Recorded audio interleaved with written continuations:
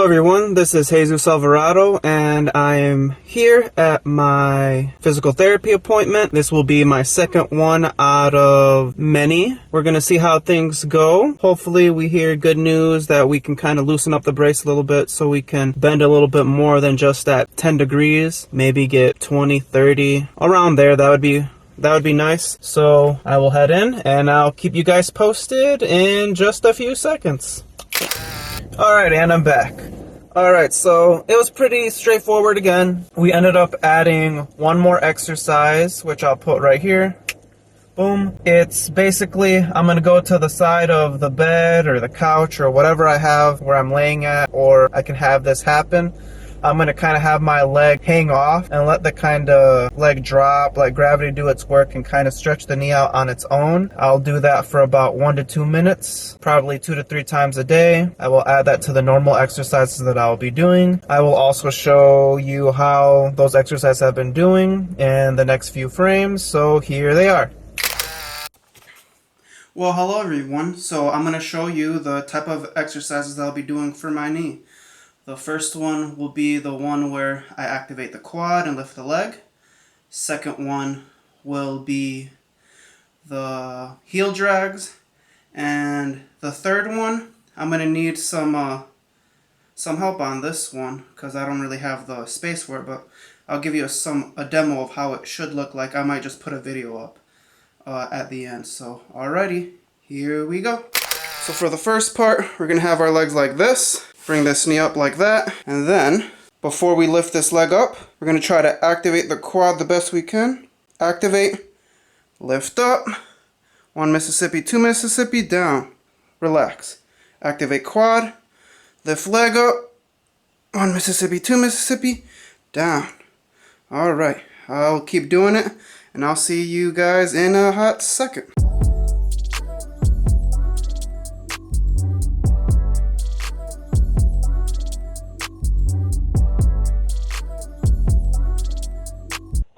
Now the next thing I'm going to do is heel drags. Since this floor is a little too rough for me to kind of just do it as is, I put this blanket underneath and I'm going to do my sets from there. The main thing that you want to focus on is slowly getting your leg up. Get to a point where it doesn't want to go anymore. Once it gets there, go back down. That's one.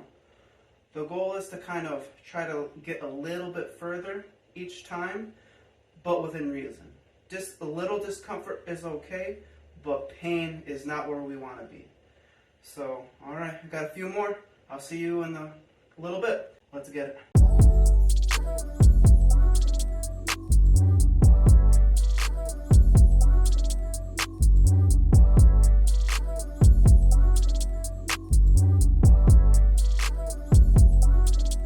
Alrighty, got that all done. Now, the next thing will be the last exercise that the physical therapist told me to add. It's where I'm going to be kind of either laying on the side of a couch, a bed, somewhere where I can hang my body. I really don't have a good space to show you that, but I will show you a video of how that looks like right here. Boop. Lie flat on your back, on a bed. Position yourself to the side of the bed. Place your leg off the bed. Let your leg hang down. If your foot touches the floor, do not worry, that is fine.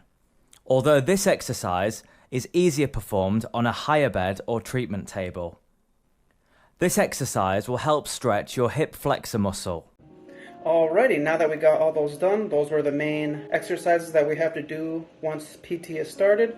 But I do want to talk about some other exercises that you can do after your surgery that they may or may not tell you. One of the first things will be is, since your leg will be in a brace and you won't be able to move your leg that much because they'll have it fixed at a certain degree, you may want to start doing calf pumps or something similar. I'll show you how it looks like right here. You're going to be doing those, probably get about 20 to 30 reps of those every hour-ish, every 2 hours, just to make sure there's no blood clots form. That's why you'll be taking your aspirin or whatever they'll give you. And the last thing is that they didn't tell me until I had my first post-op appointment was activating my quads. So you know how we were doing the isolated quad raises? Same concept, except you don't do the raises. You just do the quad activation. Here's how it looked like. Boom. So you're gonna have to activate your quad, hold it for a second or two, let go. Activate, let go. So that way, once you end up going into PT and doing other exercises, it'll be a lot easier to transition over, because when the doctor told me to try to activate it, my first post-op appointment, I could barely activate it, which was really weird, so I really focused on that after the fact. So just kind of want to give you some tips on that. Remember that rest is your best friend. That's kind of going to be the biggest thing out of everything. The exercises will help, but if you push yourself more than you have to, or pick up something you're not supposed to, that's going to ruin all the progress that you have. Yes, these exercises will be beneficial, but the main thing is going to be resting. Some questions that I asked the physical therapist while I was there the other day was how much of the knee limitation that I had was from the surgery. There's no exact figure they wanted to tell me, but I just told them, hey, give me a ballpark, just so conceptually in my mind I can figure out, okay, what is limiting me? Is it because of the person that did the surgery and all the inflammation there, that's why I can't bend my knee? Or is it the brace keeps it still and I won't be able to bend it? You know how in certain cases when you're talking on the phone and you're conversating for a while, and then when you try to move your arm it kind of stiffens up?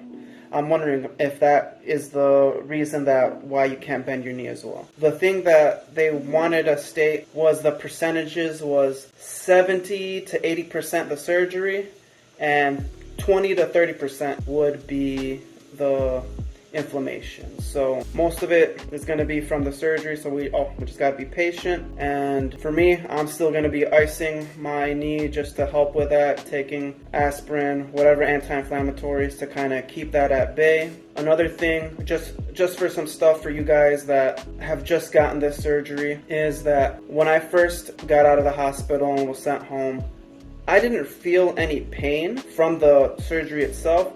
The main pain that I had, or discomfort, was actually from the wrap. I'll show you a picture of how the wrap looked right here.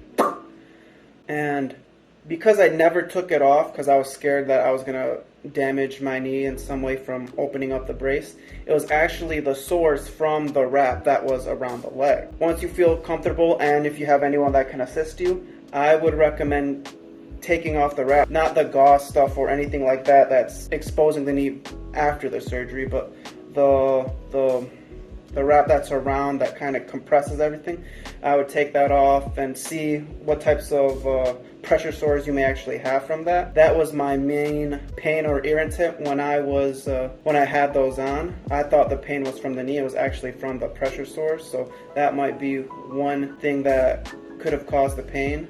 I'm usually, when it comes to drugs or anything like that, I'm all about it gung-ho, just because I want the recovery to be quick, painless, and efficient as possible. But when it comes to painkillers, I'm always careful with that. That's one thing to be mindful after surgery, is that some of the pain could actually be from the wrap that's around you and not moving your leg and stuff. So that's all I have for the moment today. I will update you guys more on the next PT session that I have, which will be in a few days. I will, in that video, give a little bit background of myself. I will talk to you on the next one, and hopefully we keep getting better and better every day. Bye.